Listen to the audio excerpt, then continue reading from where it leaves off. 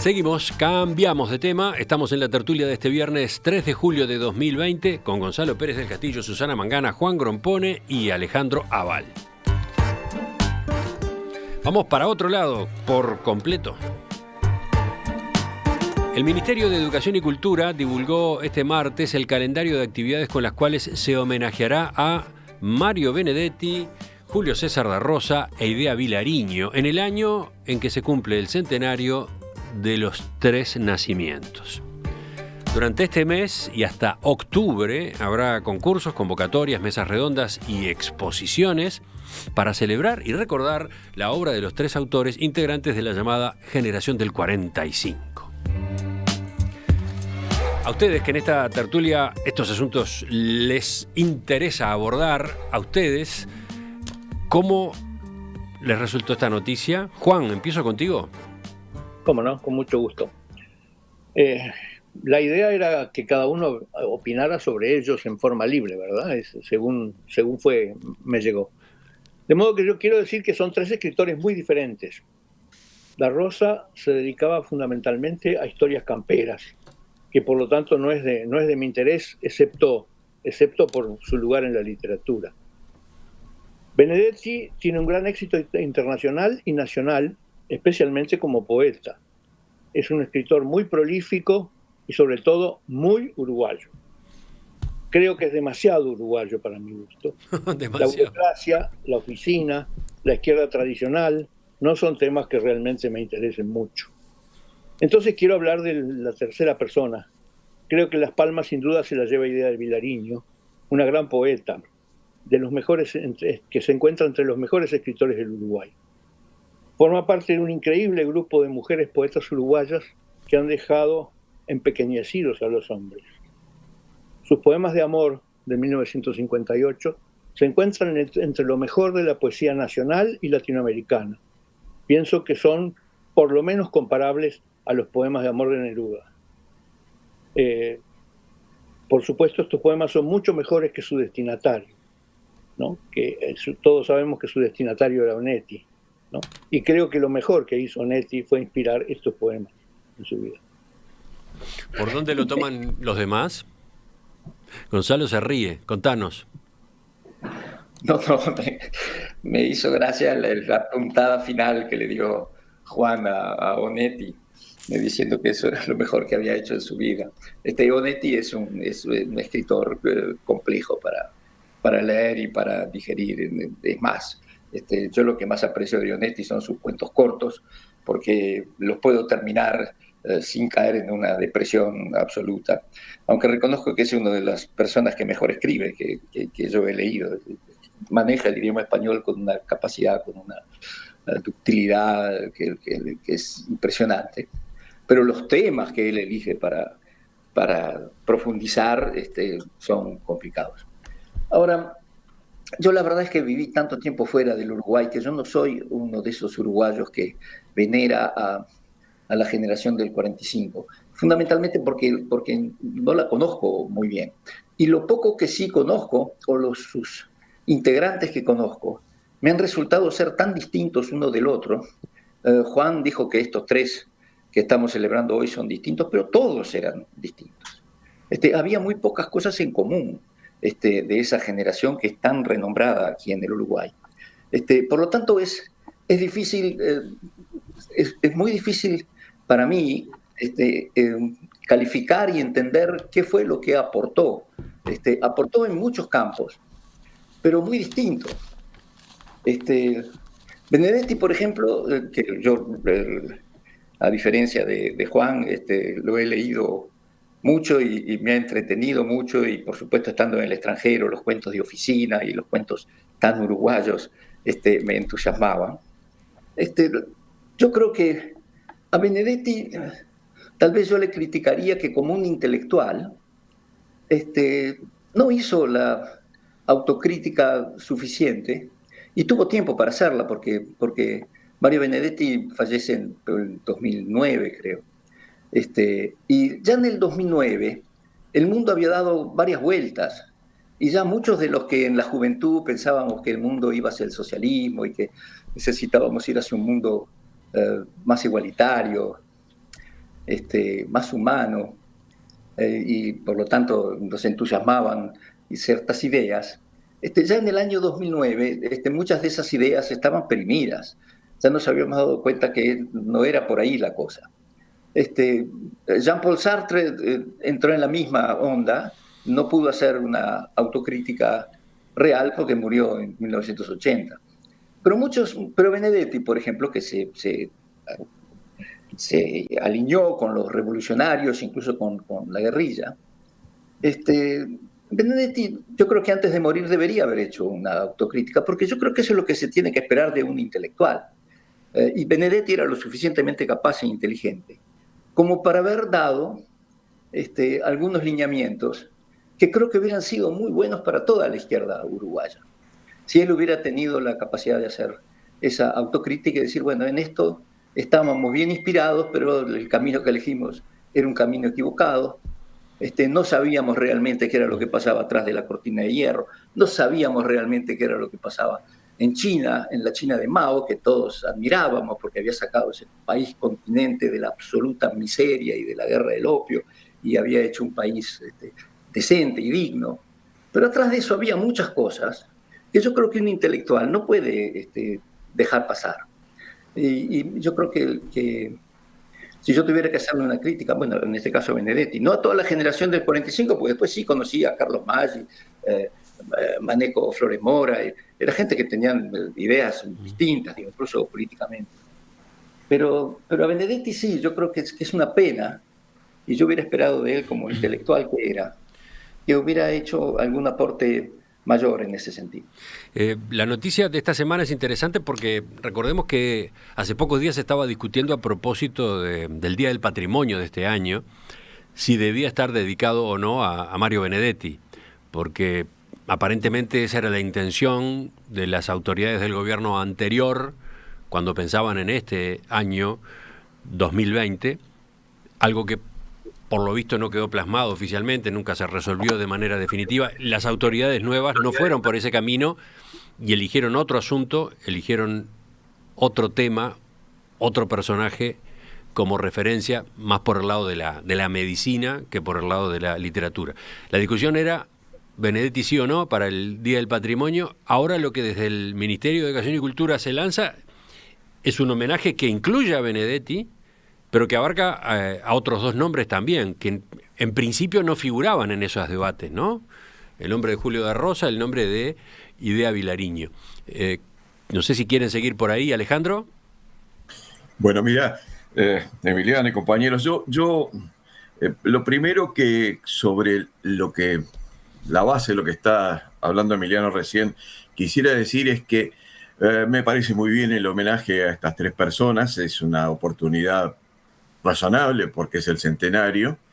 Además se anuncia para los próximos años un homenaje también a Aida Vitale y a Carlos Maggi. Aida Vitale, que en realidad va a cumplir 100 años entre nosotros, a Carlos Maggi, cuyo cumpleaños creo que es el año que viene o en el 22. Pero lo que quería decir, aparte que me parece bien, es que creo que debería hacerse un homenaje más generalizado o aprovechar la ocasión de en este caso de estas tres personas, de Vilariño, de Benedetti y de da Rosa, para hacer un homenaje más generalizado a toda por lo menos a toda la generación de poetas, de novelistas, de cuentistas y de comentaristas que compusieron lo que llamamos normalmente la generación del 45. Al menos tenerlos presentes a todos. Porque a veces es un poco chocante que se sintonice exclusivamente en dos o tres personas cuando la generación del 45 comprendía, yo qué sé, para decir un número cualquiera, por lo menos a 50 personas de relevantes comprendidas en esas cuatro áreas a las cuales me referí. Por otro lado, en cuanto a Benedetti, tomando algo de lo que dijo Juan al principio, la verdad es que a mí me hace muchísimo que no leo nada de Benedetti. No por quitarle mérito, que es indiscutible que lo tiene. Además, Benedetti fue poeta, fue novelista y fue cuentista, las tres cosas, cosa que no es relevante además, que no es algo muy común. Pero me acordé de un texto que había escrito Emil Rodríguez Monegal sobre Benedetti, y que a mí me hizo sentirme muy consustanciado con lo que decía, refiriéndose a los personajes que Benedetti manejaba habitualmente y que son tristes, a mí me deprimen.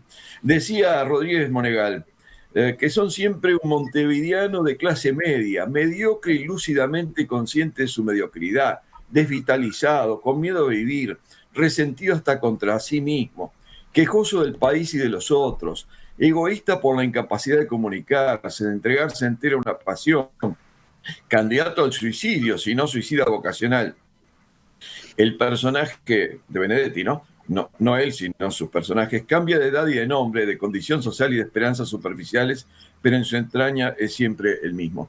Y bueno, es una descripción tristona, ¿no verdad? Y esa es la sensación que me dejaba siempre Benedetti, y no lo leo más.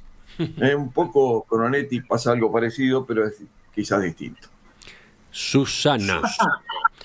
Bueno, bien, a ver, yo voy a hablar, me voy a enfocar más en el tema de los homenajes, ¿no? Me parece importante plantearnos también si sirven, si realmente son necesarios, y yo creo que sí, más allá de lo que cada uno siente cuando lea Benedetti, a Idea Vilariño, o lo que podamos, porque yo desconozco mucho de la obra, sobre todo de La Rosa, pero a ver, me parece muy importante porque esto es parte del acervo cultural y yo sí creo, Emiliano, que está ligado con lo anterior. ¿Cómo nos plantamos en la cancha? Ahí me pongo el gorro de uruguaya, que sé que no lo soy, con todo el respeto y cariño que me merecéis, pero vivo aquí. ¿Cómo nos presentamos afuera? ¿Cómo queremos que nos vean? Tiene que ver con esa tradición cultural uruguaya que es bien valorada, por lo menos en el continente donde se la conoce más, pero que me parece que nosotros aquí en casa tenemos que valorarla, tenemos que aprender a querer lo nuestro. Y para ello hay que celebrarlo, hay que recordarlo, pero también hay que enseñarlo. Vivimos en etapas donde la gente joven, sobre todo, ya está muy volcada al audiovisual. Está YouTube, está TikTok, los docentes lo sabemos. Hoy los chicos prácticamente no leen casi nada y si lo hacen tienen que leer algo por placer, tienes que atraparlos, tienes que buscar la vuelta, como se suele decir, para que puedan estar motivados a querer leer. Entonces, ¿de qué manera les hacemos comprender que Uruguay sí tiene una tradición cultural, más allá de los gustos, porque sobre eso no está todo escrito y es importante que haya diferentes versiones de lo mismo? Después, si uno dice Benedetti tiene un funcionario gris y es muy montevideano, y en buena medida es así. Cuando yo llegué al país, me sorprendió que los hombres uruguayos vestían siempre un blazer azul, botones dorados, una perilla candado, pantalón gris con la chaqueta azul. No llevaban, o si llevaban gemelos muy antiguos. Era imposible ver una camisa con líneas cruzadas, siempre verticales. O sea, no eran los más modernos del planeta.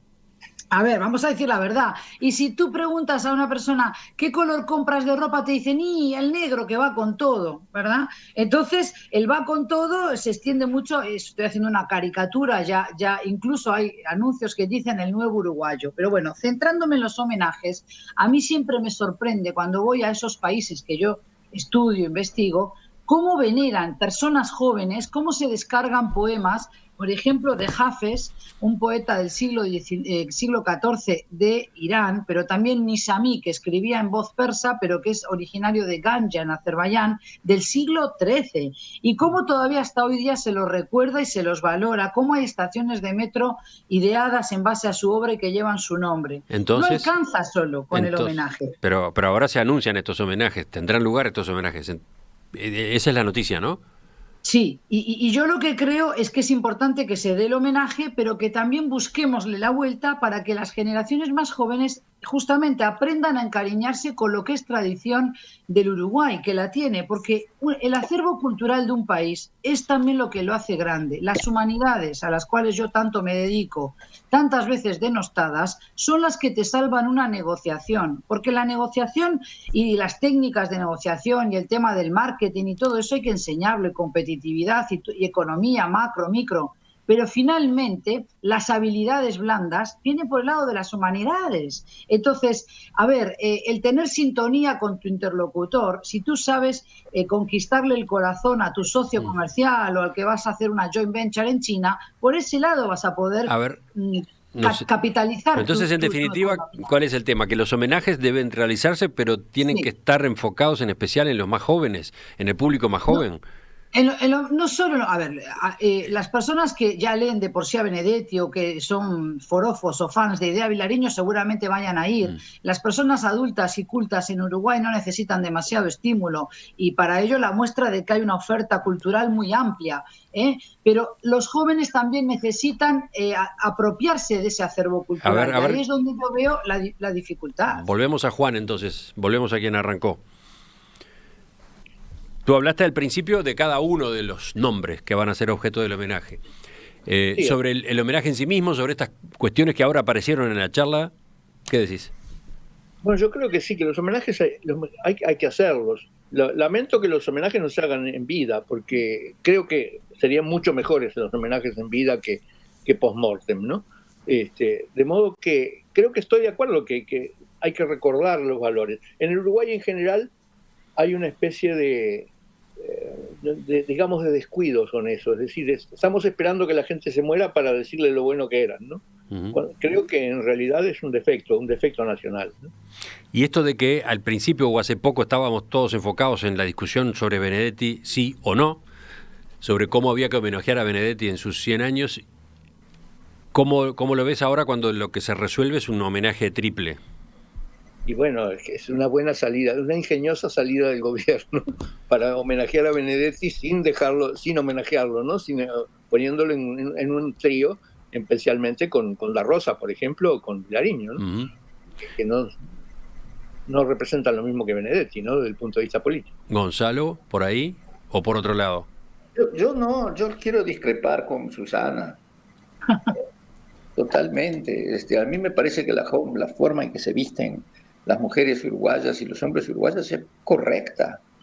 Tiene que ver con nuestra cultura y tiene que ver con nuestro clima.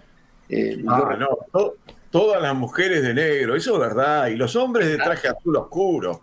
Sí, claro. Y el marrón, como tercera opción. No veo que las mujeres en Uruguay se vistan solo de negro. Yo creo que se visten con mucha elegancia, con mucha sobriedad. Yo he vivido mucho en los países tropicales y las mujeres se visten con unos colores verdaderamente inaceptables, unas combinaciones que no tienen nada que ver, unos aretes enormes que les cuelgan hasta no sé dónde. ¿Por qué tengo la sensación de que nos fuimos por una rama? Y tampoco acepto la crítica de que aquí en el Uruguay no se venera a los escritores y a los poetas. Al contrario, a mí me sorprende cuánta gente uruguaya ha leído a Benedetti e incluso ha leído a Onetti. Y no son gente... Bueno, Benedetti para mí sí, para mí Benedetti es entretenido a pesar de todas las críticas que le hace Alejandro. Que yo creo que serían mucho más aplicables a los textos de Onetti que a los de Benedetti.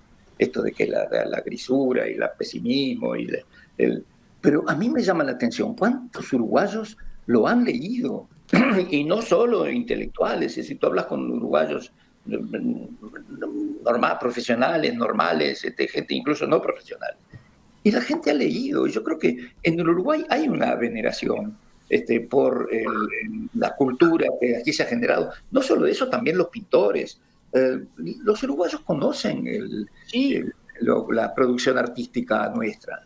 Y además se visten muy bien. No, pero está bueno que eso sea así, porque es lo que te da fuerza cuando vas afuera del mundo y te preguntan, ¿y Uruguay qué tiene, además de Suárez o de Forlán? Y tú puedes ahí tirar el hilo. Yo quiero que mis hijos uruguayos puedan estar orgullosos de su país por más cosas que el fútbol. No digo que no, justamente hay que trabajar para que eso sea así, porque yo no considero que seamos menos que otros, no considero que tengamos poco que ofrecer al mundo en ese sentido.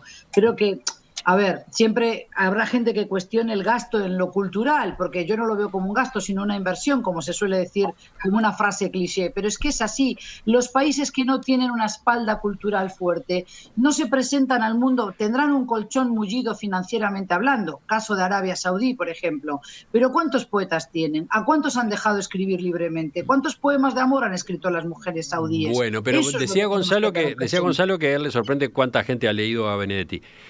Sí, yo coincido con él. No sé si pasa lo mismo con Idea Vilariño o con Julio César Rosa, ¿no? Y después está la discusión a propósito de las generaciones más jóvenes, que era la que de algún modo introducía Susana. Por ejemplo, en las generaciones jóvenes. Benedetti mismo tiene el predicamento, tiene el entusiasmo y la cantidad de lectores que tiene y tuvo en generaciones mayores. Por ahí está una parte de la discusión. Pero ¿quién quiere tomar la palabra ahora? A ver. Bueno, la poesía se lee siempre menos, Emiliano, es muy difícil. Sí. Los lectores de poesía somos pocos. Y los escritores como tú, menos aún. Claro. Y te digo... ¿Has seguido escribiendo, Benedetti, Gonzalo? fue muy Además de esa aquellos época. versos que supimos tener acá en estreno y que tú publicaste. ¿Has continuado por ahí? No. ¿La política No. te ha tenido muy distraído? Pero voy a darles una sorpresa dentro de poco con un nuevo libro.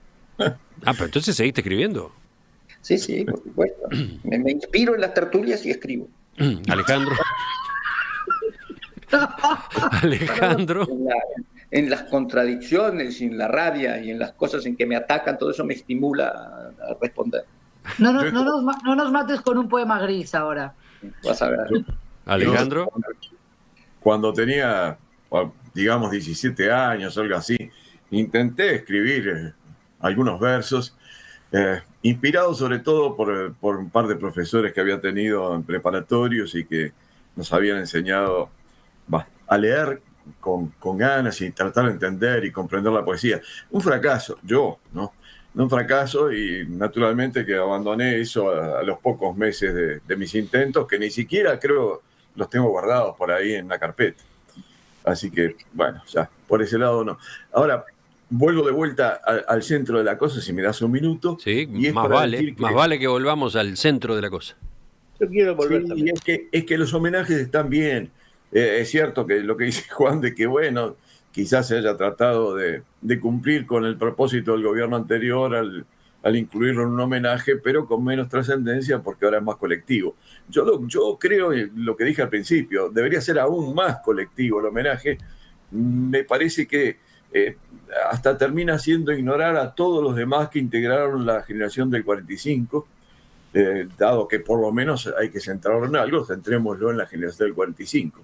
Y está bien que se centre en estas tres personas, pero creo que la oportunidad debe servir también para hablar de todos los demás que integraron esa generación. Juan, ¿por qué levantabas la mano? Un aspecto de Benedetti que en general no se menciona. Benedetti en su columna de humor en Marcha, eran realmente fantásticas las columnas de humor, que eran muy breves y muy humorísticas, ¿no? Es decir, ahí completamente distinto del otro Benedetti, el de la oficina y el de la depresión y el de la burocracia, ¿no? Es decir, era completamente distinto. De modo que podía ser otra cosa Benedetti también. ¿Qué dicen los oyentes? Bueno, a propósito de este tema, una cantidad de mensajes entre los nombres que estaban en juego y las consideraciones de los tertulianos. Bueno, se movió enormemente. Bueno, para empezar, está Beatriz que dice, qué triste que tenga que venir una persona del exterior para enseñarnos a amar a nuestro país con lo bueno y lo malo que tenemos. Después está Eduardo que dice, voy a ser totalmente incorrecto, jamás leí una línea de Onetti, ni de Benedetti, ni de Vilariño. Ya con la actitud gris y depresiva uruguayista que mostraban, me alcanzó para ignorarlos en defensa propia. Luego, dice María, tal vez Benedetti tiene una visión más esperanzadora de la vida de todos los días que, por ejemplo, la visión que muestra Onetti. Yo tuve que dejar de leer a Onetti si quería mantener mi salud emocional. De todas maneras, no nos olvidemos que son, porque viven en su obra, son representantes de una generación que marcó la literatura en lengua castellana desde Uruguay y por lo tanto, creo sí que efectivamente el homenaje vale, el homenaje es necesario. Justamente, dice otro oyente, a propósito de lo que algunos de ustedes comentaban, justamente, dice Susana, Benedetti presenta al montevideano medio de la mitad del siglo XX como era o como es.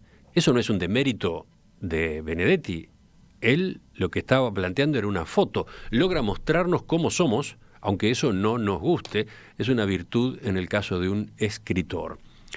Y después, bueno, un poco por el mismo lado, está el mensaje de Vivian que dice, no homenajeamos a Benedetti por oscuro, ¿Qué hace el mundo entonces con Dostoyevsky? Por dar solo un ejemplo. ¿Cómo es eso? ¿Cuál es el problema de que sea oscuro? Miren otros ejemplos en la literatura del mundo. Finalmente, y elijo y paro porque podría seguir toda la mañana con los mensajes, Javier dice: las ferias del libro están llenas y tienen récord de venta. Los jóvenes se descargan poemas y sin embargo nosotros insistimos en repetir que no leen nada. ¿No será que no leen lo que los adultos queremos que lean?